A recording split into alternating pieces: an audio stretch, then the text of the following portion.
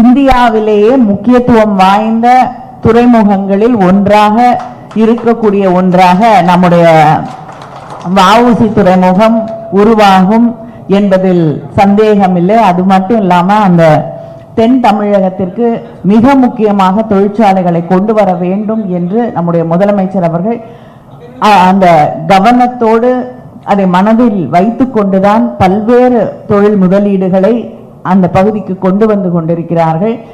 அதுல ஒரே ஒரு ரெண்டு வேண்டுகோள் எனக்கு இருக்கிறது.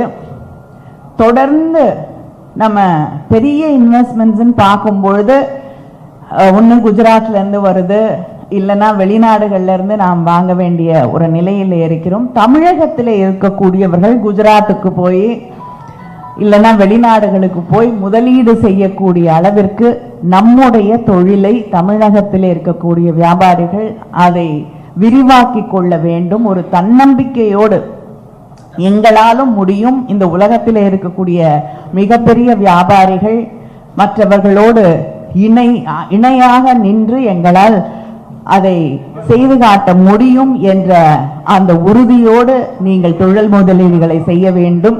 இன்னும் ஒரே ஒரு கோரிக்கை,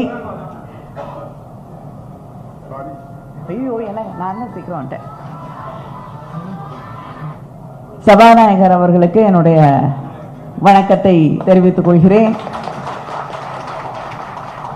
எனக்கு இது ஒரு IAS அதிகாரி அவர்கள் படித்துக் கொண்டிருந்த காலகட்டத்திலே